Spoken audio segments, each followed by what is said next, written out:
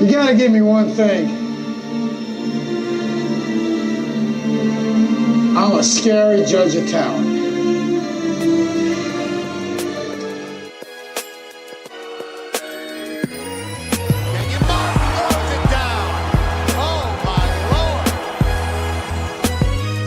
Adolphus Washington back-to-back plays. The Detroit Pistons select Luke Kennard from Duke University. Welcome back, everybody. We got another episode of the Triple Double Podcast.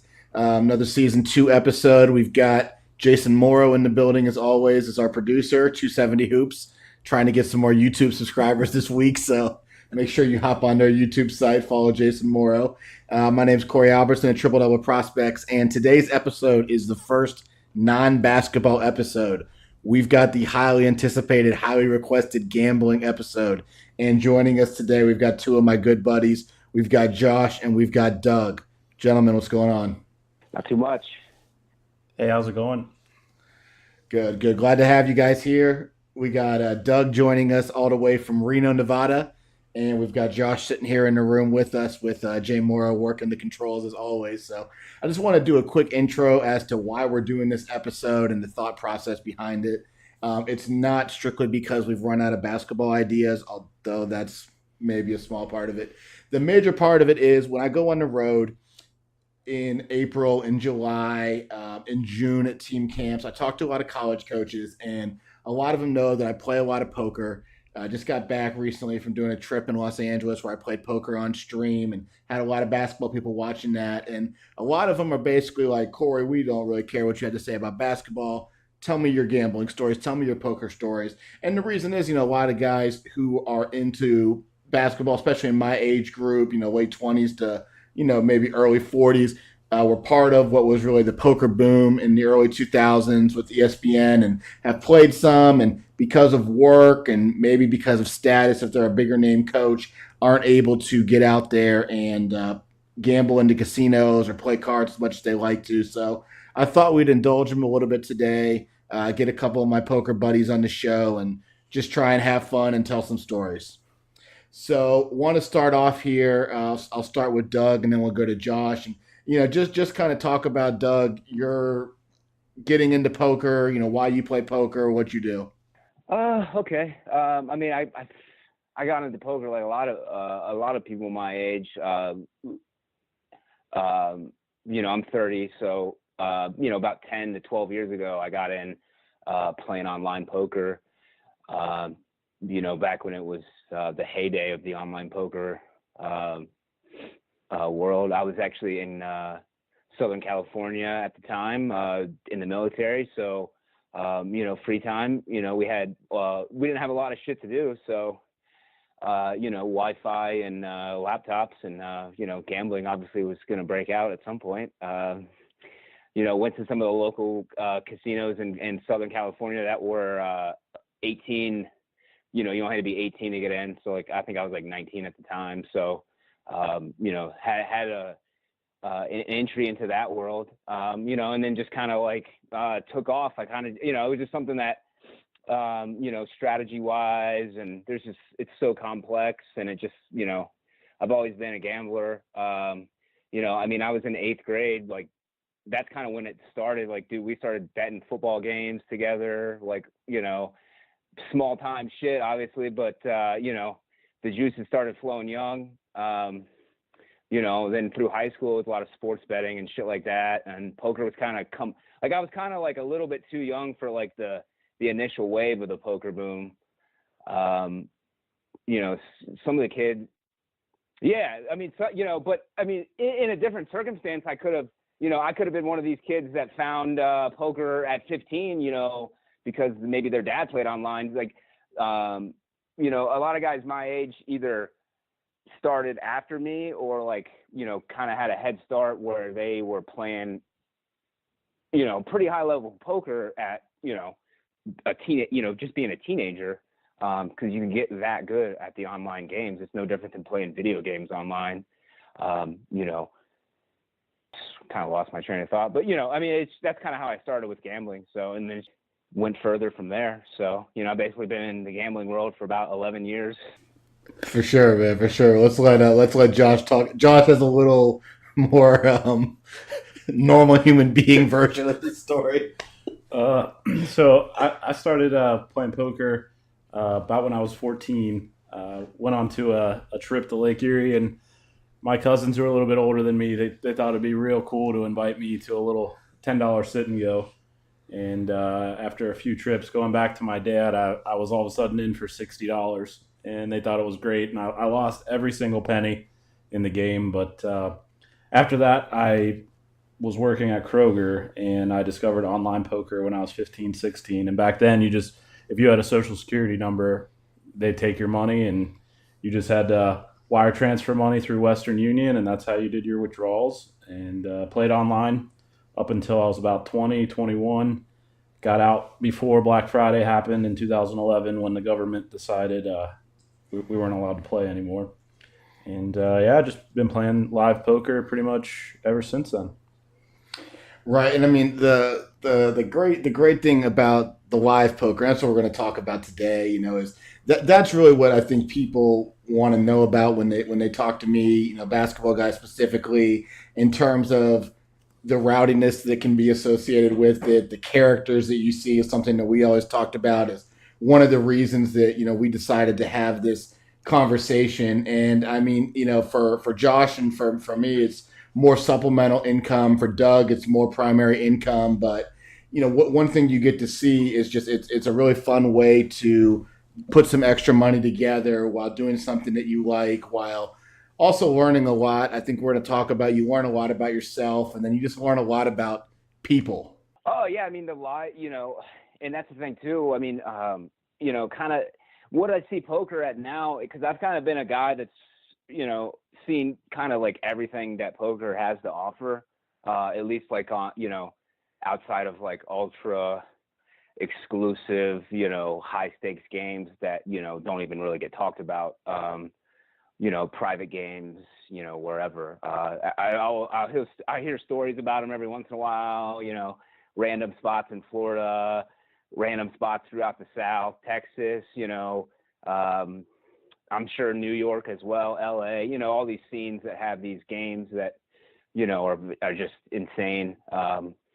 But outside of that, like I've seen, house games, I've seen, online poker. I've been to the tournaments all over the country. I'm actually in Lake Tahoe right now, so they're doing a circuit event, so kind of seeing like everything the poker world has to offer. It's super beneficial. I mean, it's a tough lot. Like, I'm not saying I'm going to keep doing this, but it's what I'm doing now. It's kind of what I've been doing to like bridge my, life to where maybe I want to find something different or whatever. But, at least at the same time, like I'm not, homeless. I'm not on the streets. So, I mean, Not yet. right. Not yet, Doug. So not yet, but, that's always a possibility. It's all in play. It could come crashing down. Yeah, absolutely. But I think most people, Doug, when they think of poker, I think few people have experience playing casino poker. More people have played online or gambled in a casino, but not played poker in a casino. But I think when people think of poker in America, guys I talk to, they think of like home games, and home games is one of like the great things for a poker player, where you can just really see interactions with people that you just don't see in everyday life when you got guys who are friends putting money on stake to play games against each other. Sure. And home games are the best, like there's no better, sometimes a casino can be very good at recreating the same atmosphere. I think Hollywood and Lawrenceburg, when it was humming before the casinos opened in Ohio, I think it was a very similar atmosphere to some of the home game scenes you can get into. Like I said, I did, I came back to, I spent about a year in California after I graduated high school, and then came back and, slowly found my way into home game scenes in Southern Ohio, Southwestern Ohio, Dayton and Cincinnati. The amount of characters you meet in those places is because it's, sometimes they don't make it to the poker room at the casino. They get stopped at the fucking craps table, and then, you know, whatever, let's say they bought 500 into the casino. Well, they lost it all the craps table before they got to the poker room. So some of those guys you can get at a home game, you don't really see at the casino too often. Or they're banned from the casino. They're self-banned from the you casino. just, The police you know, banned you just never know. I mean, a guy that's a pretty degenerate gambler decides to ban himself from the casino is a fucking windfall if you run a home game, because where's that guy going to gamble? Absolutely. And I mean, the thing about the home games is, you know, there's no suits policing the game. I mean, it just turns into just unadulterated, just a bunch of guys, you know, mostly guys just ripping on each other and talking shit. And, you know, that's what makes it so fun. Yeah, I mean, right. And those are the best environments too, because it's as long as you have strong dealers that just keep the action going and make sure, you know, and plus just know and just knowing the guys that play in the game and that are coming in and out, you know, it is pretty difficult to cheat. It's not difficult to like you could cheat for a little bit, but once you're found out, I mean, you're never going to be, you know, and you're never going to be, you know, allowed back if you even make it out, you know, unscathed. So, you know, if you get those kind of ideas in a home game, like, hey, maybe we can team up and share information or whatever various ways you can do it. It's like, it's better if you just like beat the game straight up, because a lot of those home games are pure action, and you just got to make sure that you're allowed back. Wouldn't you agree, Doug, that that with the home game scene, though, one of the good things about it is you can be selective who we're going to play cards with, you know? Yeah. Well, I mean, you know, I maybe I kind of went off on a tangent there. I just, my experience with home games is profoundly positive for the most part. You know, some people don't, it's funny, because I meet guys in casinos sometimes that they're not even really, they like to play cards, but they're not really bred for the gambling lifestyle. Cause like a lot of times in casinos, like there's too many rules, and, you know, people don't get out of line as much as they can get out of line. And I'm not just talking, you know, getting mad or getting upset, just like the shit that people can say where it's fucking hilarious to like 90% of people, but then there's like that sliver that are never going to find it funny. So and those type of people don't play at home games because they just can't handle that like energy. They're more like, I don't know, civilized, I guess you could say. But I ran into a guy recently at a casino, and we were, you know, we're on the rowdy side, but, you know, even a lot of times the dealers tell us to watch our language, and it's just like, what are you talking about? Like, you know, and I mean, a guy kind of ran off. He kind of quit the game because I think, you know, we were just a little bit too rowdy for him, and we really weren't that rowdy, but, you know, for whatever his like corporate lifestyle was, like he couldn't handle, you know, the conversation. So at a home game, you're never going to have that. I mean, you're just going to rip on guys and get ripped on. And that's like the best part about it, because, you know, I don't know, Doug. I've seen you get pretty out of line, man. Well, I mean, I'm not saying I haven't got out of line, but I'm just saying, like, when you know, to see a guy quit a game because, you know, just some of the conversation got a little vulgar, but like it wasn't that bad, you know. But well, Doug, you have a pretty famous line. I think that's don't you have to be 21 to come inside of here? Yeah, I mean, and that's my thing too. You know, and every time like I'm in a casino and something starts going that way, I'm like, wait a minute. I can come in here and literally like put every cent I have on like a like on a, you know, a poker hand or you know, I can put everything I have in the world in this machine and gamble and try to make more or lose it all. So like, you know, the occasional fuck you, I don't really think is that big of a deal. I mean, I've heard stories. I don't know if they're. But Doug, you've had problems with, you know, the suits at the casino before. I mean, what would be a situation where you've maybe been asked to leave the casino for a short time? Better game at the local casino, and I don't know. This guy just has like, you just have those energy with people that you're just like, this guy is like the complete opposite of me, or this person's like the complete, you know, everything that I dislike about people, or like, you know, maybe not like 100%, but like certain personality, like, you know, and I'm sure I'm like the same way with people. I'm like, yeah, people are like, man, I hate that fucking guy. He's just always fucking talking shit. Like, fuck him. So it's just kind of one of those things. This guy was just like real, like weak and like passive, kind of like wussy, I guess is the best way you could describe it. He said something after a hand, like first of all, he bad beated me on the hand, which it wasn't that big of a deal. It happens in those games. But just like his mannerisms afterward, and then he did something else that just like set me off. And I just called him, I called him I screamed it too. You fucking motherfucker. And like all the fucking floor guy did was come over and just hand me a rack. And then I didn't even say anything. I just racked my chips up and like, I'll see you tomorrow. So they kicked me out for a night.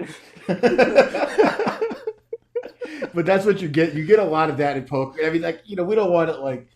Well, you know what? You get punished for, I think what it is you get punished for, like you get rewarded for your best qualities, and then you get punished for your worst qualities too. So if you let your worst qualities come out, they can often, get punished either in that way or monetarily. Like you let your emotions get the better of you and, start doing crazy shit. Well, somebody's going to, take your money, Well, that's one of the things, Doug, I think Josh wanted to talk about, which is, it makes the casino dynamic for poker or for gambling in general so interesting because you've got people who are there kind of playing gambling at a professional level. You've got people there who are successful businessmen with a lot of disposable income. And then you've got people who are down on their luck, who are, gambling their last dollar. Right, yeah, and that's the thing too. I mean, and we just left a place that was like full of that. I mean, we were just in Southern California. You think those guys in those small limit hold'em games got a big bankroll? When they take a beat and they lose $80 and they only got 100 left, I mean, they're fucking steamed. You know what I mean? That's why fights break out down there. I mean, we were talking about, Doug, you were talking about when we were in LA, the game in the Commerce is in Commerce, California, which is in LA. And right next to it is Monterey Park, a neighborhood that's like 90+% Chinese. So you got a lot of Chinese people playing in the game. A lot of them are restaurant owners. And you said, I mean, you see people, they're losing it all. Well, and you always speculate where the money comes from. And, and that's the thing too. You get exposed to so many different cultures through gambling as well. Yeah, I mean, Doug, the crazy thing about poker, like you said, there's just such a diverse group of people. You could be sitting at a game and the guy to your left is worth 8 figures, but the guy to your right is, in for 10 credit card cash advances, right? And he could be down multiple thousands of dollars that he literally does not have, which is just such a crazy dynamic of the game. But it's one of the great things about poker. And I think it's one of the things that attracts people to poker. And then, like being in the basketball world, I think it's why a lot of people who are into sports or basketball in particular like poker, because there's a competitive aspect to it, because there is a situation where anybody can play against anybody on any day. And, that draws people to it and it keeps people coming back and, having that competitive juice of wanting to beat each other. And, we all have competitive backgrounds in something, whether it's, like Josh played high school football, Doug's done different stuff. It's just, it breeds that in terms of wanting to play poker. And most of those guys, whether it's, competing financially through, a financial based job, like a corporate job in terms of sales or being an attorney. And then you also see it with guys who are sports guys. And, like Doug always tells the story about like seeing Gilbert Arenas back when he was in the NBA, gambling against some of the best players in the world for hundreds of thousands of dollars, and people telling him like, listen, man, like you're playing against the best players in the world. You're not going to win. And him saying, I really don't give a shit. I just want to play against the best. And, we've been to the Wynn Casino in Las Vegas, and we've seen, Russell Westbrook out there playing against the best players in the world with $100,000 in front of them. I mean, it's just that competitive spirit. And then, there's a little bit of, like a machismo, to use a Spanish word, where you just, it's kind of a macho thing, especially with guys with money. And, if you're a good poker player and, you can keep your ego in check, which is something that's hard for all of us, especially when you're starting out, it's one of the things that makes playing poker something that can be financially beneficial for you.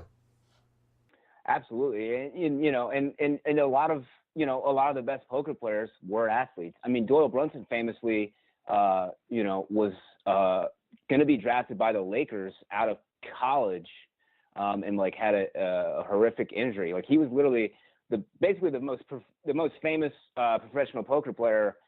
Was a high level athlete, and just had something go, against him, and he found poker. And additionally, most famous poker players are savages in gambling on golf, in sports betting, anything that has to do with I heard sports as stories well. of Brunson, like in the 70s and the 80s, gambling in Vegas on the golf courses with professional golfers. So he was like, he had like Lee Trevino out there. They were betting so high. They were betting stakes higher than the golfers were making. So like you couldn't get Tiger Woods off his game heads up golfing, because they're already playing for 10 million. But when the stakes for those golfers were like, maybe a good year is 150,000, and they're playing a match against some guy who's way worse than them, but the guy's willing to bet 100,000. Especially in the 70s, when I'm assuming golfers didn't have as high a net worth as somebody like Tiger might have now. Yeah. Well, it's like you're never gonna go up to Phil Mickelson and get his wheels turning for 10,000. But a guy that maybe makes $50K a year, and he wants to play a match for 20,000, yet he's a professional. So there's obviously going to be some fucking, there's going to be a lot on the line there. Imagine making your year's salary in one round. So gambling's huge in sports. Gambling's huge in poker. I mean, it's kind of all intertwined. Like you said, Russell Westbrook. That's probably the most famous guy I've seen. Playing, outside of poker, playing in some pretty big games. The most famous guy I've played poker with is Don Cheadle, who's been in, I just watched him in Brooklyn's Finest. He's been in, what has he been in? Ocean's 11. He's been in 1,000 movies. He was in Cincinnati filming one time, and I played a game with him, and it was interesting. It was not a big poker game, and he wasn't sitting there trying to play a bigger game or complain about the stakes, but like he lost like $50 in a hand, and like he was super upset about it. Like he wanted to win, even though the money is obviously completely meaningless for him at that level. So I mean, that was really fun. Yeah, craziest people I've ever played poker with. I played with Greg Raymer, Fossil Man, pretty well respected guy in the game. And one time actually at Hollywood, I played with the guy off of the Hunger Games. One of the casts off the Hunger Games, Hutcherson, Josh Hutcherson, I think his name is. So he's there in a hoodie. Oh no, yeah, he's okay. Actually, I think that guy's from Cincinnati or something, isn't he? Yeah, there's a kid, just looks totally normal, sitting right next to him. He cashes out, and then somebody at the floor staff is like, "That's a really famous Hollywood actor, and he's worth tens of millions of dollars." And he's there battling over a couple hundred. Well, I guess it's kind of hard for us to like rationalize, kind of those type of guys, because they're coming from a different world into like a world that like we just know inherently, so they don't really, a guy like that, how often is a guy like that playing poker? So he probably had his juices flowing, thinking, that he was just, I'm sure he wasn't caring about the money, but like just to play and, gamble, kind of just for fun is probably like a bigger thrill for those guys. For sure.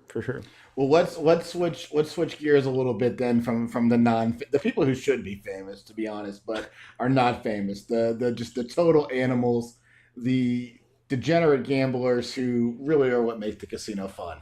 And just seeing them and hearing stories about them, and not guys who are necessarily making a lot of money. I mean, they have their good months, but it usually only ends up one way for them. And I mean, Doug, you certainly know a lot of those type of guys from someone who's in the casino a lot of hours.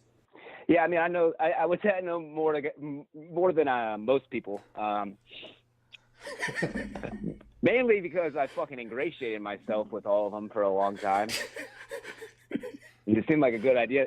I mean, it is a good idea, but it's not really a good life, because I mean, a lot of those guys, they might not die early, but they're basically dead at 40. Either they die from a drug overdose or alcohol or whatever, or they just have like the last like 20 years of their life become just, shitty. You can't just drink like a fish every night and just, it's going to come crashing down at some point. As far as money goes, though, it's in flux with those guys. I know guys that can turn fucking $50 into 10,000, and then when they get to 10,000, you think it's never enough.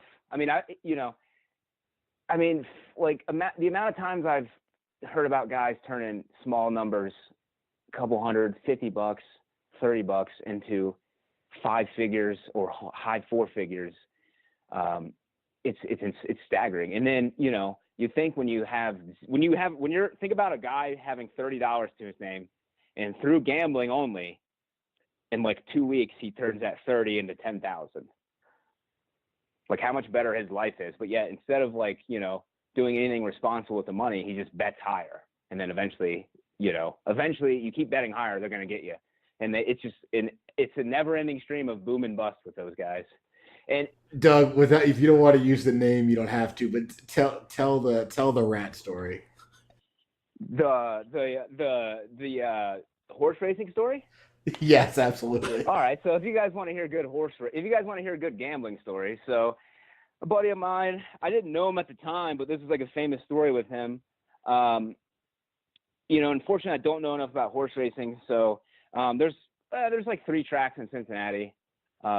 In the Cincinnati area. So he went to one of the tracks, the one, I think he went to, it's now Belterra Park. It used to be called something else. So I think on Saturday, whatever like a big race day is, Saturday or Sunday, he won like the entire pot of like some pick 6 or whatever it is, it's sort of like a lottery thing. You pick, 8 winners of the races, and then whoever has the most, there's like a payout. Like if you get 4, you get 1,000, but he won the whole pot for 30,000. So he flew to he called some people and kind of was like, hey man, can I give you 5,000 to hold? Put this away for me. Hey man, can I give you 10,000 to hold? Put this away for me. Because he just came in, basically into $30,000. You're talking a kid in his early 20s. And he knew that if he went back into the track, it was all going to be in play. Right, and he's a guy that, any dollar he has is an action. He was a poker dealer, and at that time, he could work 4 or 5 days a week and probably clear 2,000 a week. So, but at the same time, he's clearing 2,000, torching 1,900. So it's basically you're making good money, but living paycheck to paycheck. So he gets $30K. Long story short, he never gives away any of the money. He flies to Del Mar in Southern California and loses every nickel of that 30,000. I believe there was maybe like a small buy-in poker tournament out of that 30,000 that he played. Maybe a $1,500 buy-in or 2,000, but most of it went back in the horses. So he flew to Del Mar, blows it all, and then has to come back penniless, which is sounds insane to a lot of people, but it's like a pretty standard story for like my world. And I mean, I just couldn't imagine being there at that last race when he's got like a couple hundred on it, and maybe if everything goes right, he gets back like 10,000 or whatever the number might have been. I couldn't imagine, having 30K in cash and then not having 30K in cash, and I'm just at the horse track like an asshole. Like that last race had to have been unbelievable. When the fucking and it's that thing too. It's like, well, you know what? I've just gone on absolute downswing. Just the worst thing I could have ever done was blow this 30,000 in one fell swoop. And then you're like, well, I still got this 200 left. I might as well bet it and try to get back.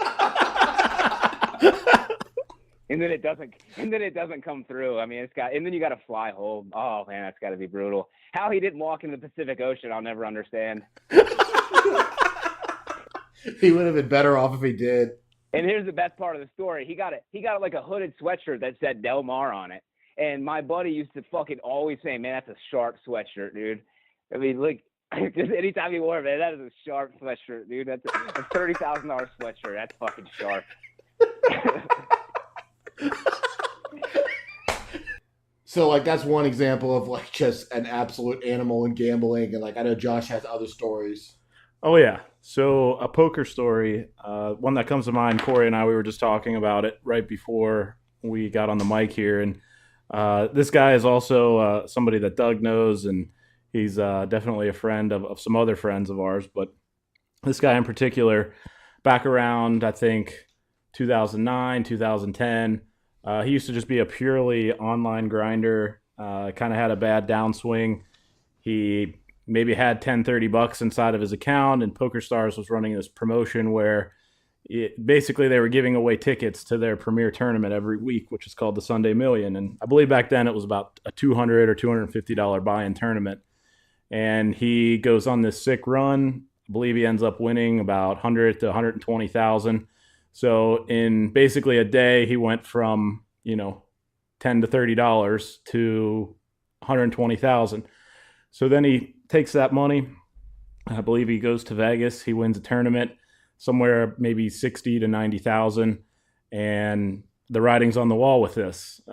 Basically loses it all in 6 to 12 months. So yeah, poker's just a really sick game. So is gambling. You can go on these sick heaters and then boom, wake up and have a pretty sick sweat. Yeah, I mean, you could, and I think the biggest thing is when you're in this world, you some of the stories shock you, but they don't really like shock you. And then if you tell somebody that doesn't gamble or their gambling is like they might go to the casino twice a year, and if they win or lose 100, that was like their story. So to think about being in a casino every day or being on poker every day, doing crazy shit, it's like it doesn't resonate with a lot of people. They're like, what are you guys, out of your fucking minds?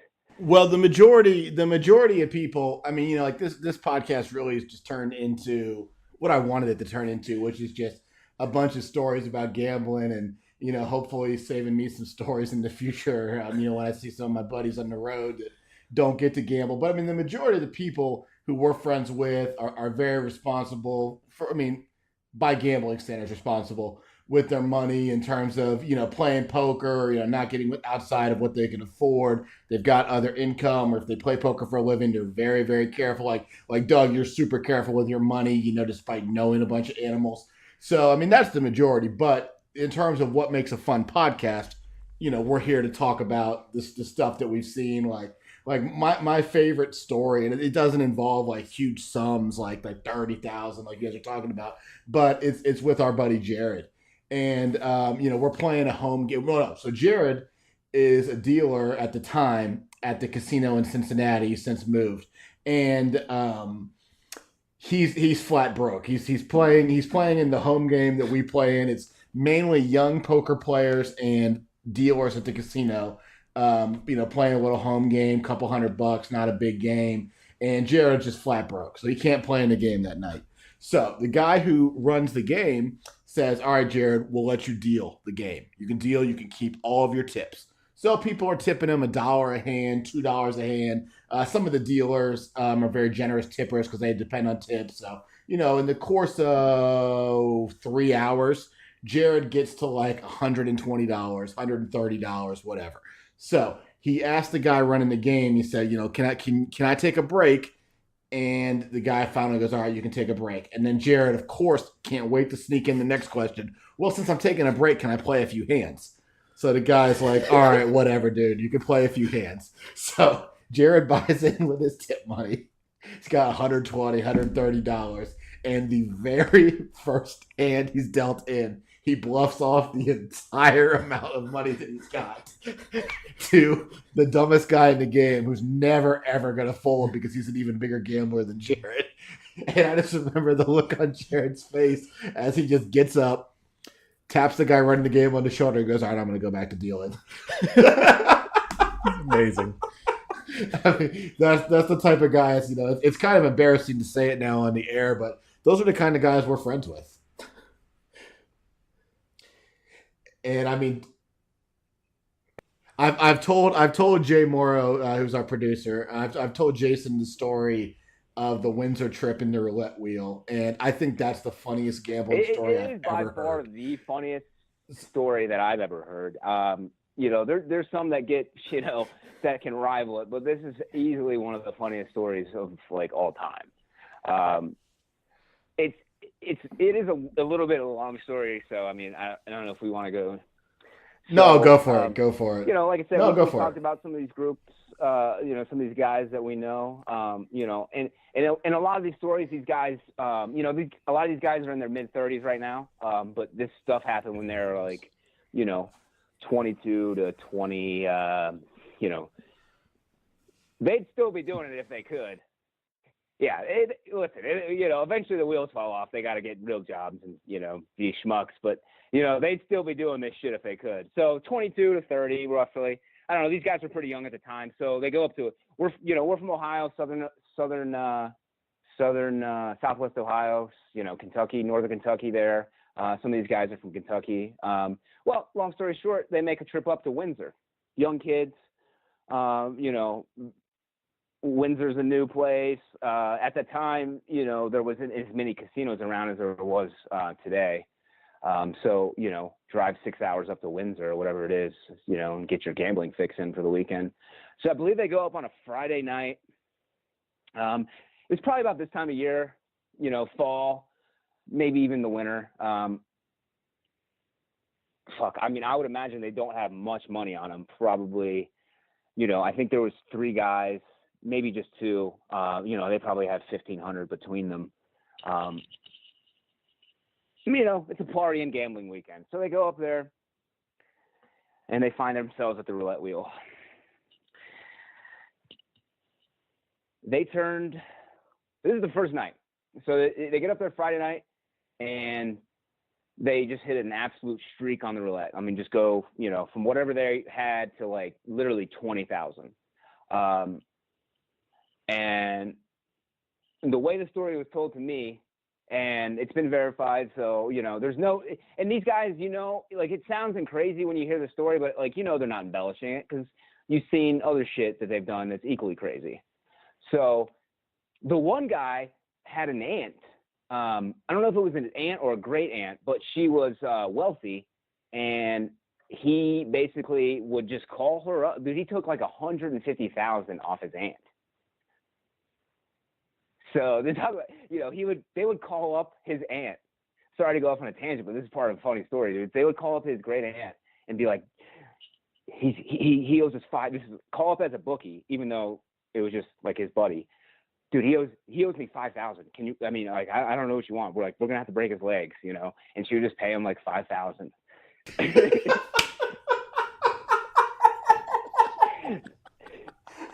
So I mean, these people are just true animals. So true fucking animals. So it's Windsor to Canada. They win like 20,000 the first night in the first couple hours. Well, what happens when you win 20,000? They roll out the red carpet for you. They took them to steak dinner at the casino. They took them in a limo across town to the strip club, I believe. So, and each of them probably had 40 cocktails. Yeah, and then they had, like, you know, they comped them a room, a fucking suite, you know. I mean, you know, obviously they wanted to get that $20K back. So I guess what happened was the one guy won the majority of the money the first night, and let's see, it was like 20,000. So let's say the one guy won like $5K, and he was kind of done for the night. He was just out trying to party, and so they meet some girls at the strip club, yada yada, whatever. Come back to the room. Well, the one guy goes to sleep. The other guy with the aunt, he can't stop himself. If there's a roulette, you know, if he's got $1, it's got to be an action, you know. So the fact that he has 20,000, I mean, it's all going in. So they put money in the safe.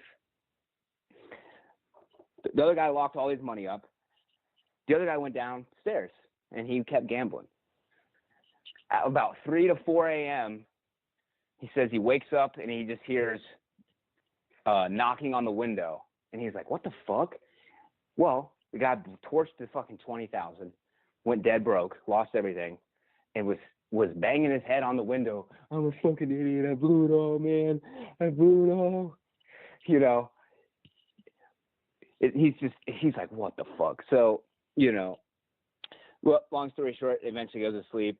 Next day they wake up and he does this. And then so I think maybe they had some money left, but They were down to like their case money again, like $100. And Jason goes on a heater again. He had this thing he was calling the triple deke. There was a roulette wheel and there was like a bank of slot machines near the roulette wheel. He would run around the slot machines like in a circle 3 times. And then he would shake his head left, right, and then whatever color he saw, red or black, he would bet that color. So they apparently at this point they had a fucking crowd of like 50 people watching him bet. And they run it up to 20,000 again. And guess what happens again? The same fucking thing happens. They go out for dinner. They go to the casino, takes them to the strip club again. Pretty much the same night goes on. They come back. Same fucking story. He blows the 20,000 again. Gives it all back. So now they're flat broke. Now literally they blew everything. And on the way there, they were like, we should put gas in the car. We should put gas in the car so we have, so we can get back. They don't do that. So mind you, they go broke after being up 20,000 twice. So Sunday morning rolls around, they sleep off their drinks and everything from the night before. They go to the pit boss who's treated them, very well. He's taking them, in the house limo to the strip club and, paid for their dinner and room and whatnot. He's like, hey man, can we get 100 to go home? He's like, sure, no problem. Gives him 100 cash. Oh, I'm sorry. This is, I knew I missed a detail. So they win the first night they win the 20,000 and blow it all, right? They're flat broke again. They borrowed 100 from the pit boss. That's okay. That's what I missed. Yeah, they blew it all. So they won 20,000 the first night, blow it all, busted. The next Saturday morning, they borrow 100, run it to 20,000 again. Then they come back, blow it all, and then they're have to leave because they're, stays over and the weekend's over. Well, they asked the pit boss, can I get 100 again? Well, the one guy's pulling the car in from valet. Jason runs over and puts the 100 on red, and it goes black, and they have to drive home and steal gas in Detroit to get home. That is the all-time legendary gambling story. So, So, layman's, Cliff Notes, win 20,000, lose 20,000, win 20,000, lose 20,000, steal 100, lose it, steal gas to get home. The sick thing about it is the casino only beat him out of 1,500. Yeah. After all that. Yeah, that's the sickest part about it is like, and that's what I think that's what some of these guys live for, is just these crazy stories. It's because you can tell it's not about the money really with them. It's like they just the money has like no value to these people. It's just. Oh, the best thing that can happen is that one of those guys wins a poker tournament, or they do something and they get some money together, and it's going to last about 2 weeks and it's going to end with a hell of a story. Right. Well, and this story, I'll just tell another story about the one character.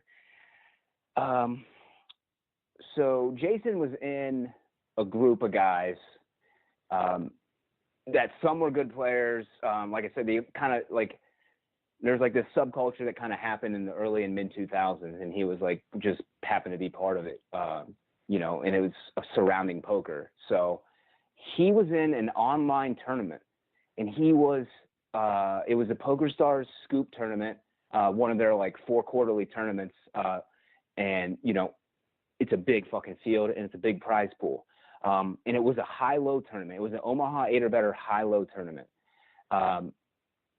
So I believe the buy-in was like a 500. He was overwhelming chip leader with like, I believe 2 or 3 tables to go. It might've been like a 6-max tournament and there was like 3 tables left. He was looking at like, he literally could have logged off the computer and shut everything down and won, probably got top 3 because of how limit tournaments go. You're never like, it's not like PLO or no limit tournaments where you're like have to like make a stand at some point. Well, during this time he was being staked, so he was like literally playing for 40%, and I think first was at least 60,000, maybe even like 80. So he was going to pick up like $25,000 or more with this tournament. And, you know, talking about a guy who, you know, has to steal from his aunt occasionally, or, you know, rub two nickels together to, you know, to get in action. This is a huge score for him.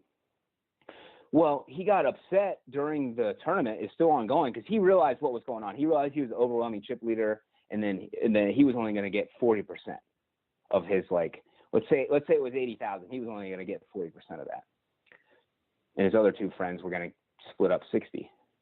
Well, he called the people that was staking him and demanded a bigger portion during the tournament, and it caused this like insanity. And, you know, what ends up happening is he gets fucking mad at these guys and just starts raising every hand, every street, and then just folding the river. And just he literally just punted his stack on purpose. And it's like impossible. Like you could do it in no limit a lot easier. You just keep shoving, and then eventually, you know what I mean? But in limit, like you have to give away the chips in limit. Like you have to raise and then consciously click fold on the river. So, dude, he literally, like, I don't know what they cashed for. It was like maybe 5,000. But dude, he cost himself like 30,000 minimum just because he was like not gonna get the whole 80,000, even though like they agreed to it before the tournament started. So like that's shit that you can't even make up. It's like, how could somebody be that dumb? It's like, how about we get to 80,000 and then we figure out, you know, an equal way to distribute it? No. We got to figure it out now before the tournament's over, or otherwise I'm going to punt this entire stack. All right, guys. Well, that's just some of the examples of some stories. I mean, again, this episode doesn't really have a point. We kind of intended it to go one way and it went another, and I think it's much more entertaining this way, the way that it went. But the point here is this, which is, like I said, since I got back from LA, played in the televised poker game, and for years now when I go on the road, I've had college coaches and high school coaches ask me for gambling stories. So we just thought we'd go with a non-basketball episode tonight, get a couple of my good buddies on the show and just expose you guys to a different little slice of life here. So want to thank Josh and Doug for coming on the podcast. Want to thank Jay Morrow, as always, for being our producer. And, you know, don't let Jay Morrow fool you now. He's a little bit of a sports bettor. He'll fire a bet in. I enjoy my sports gambling. Enjoys his sports gambling announced. So Jay Morrow's not afraid. So, but no, guys, that was the Triple Double Podcast. Thanks again. We'll be back next week with a basketball episode with normal human beings. Thank you.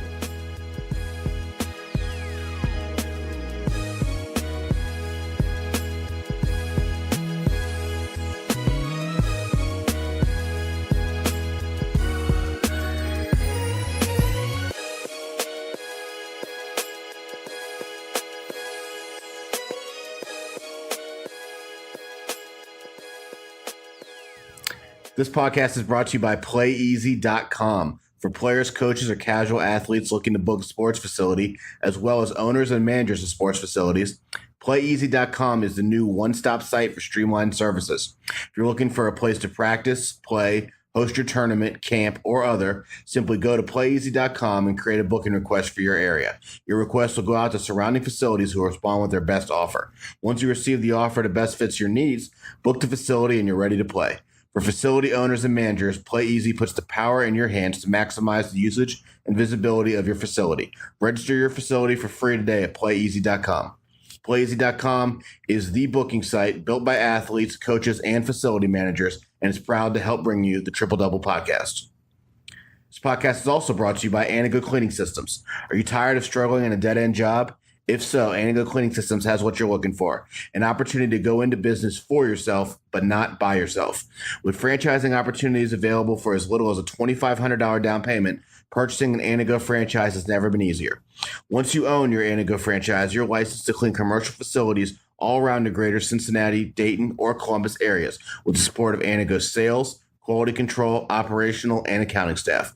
Call 513-332-0033 today for your opportunity to be your own boss and grow your own commercial cleaning company under the guidance of Anago's proven and successful system. Again, call 513-332-0033 to learn more. With Anago, your future starts today.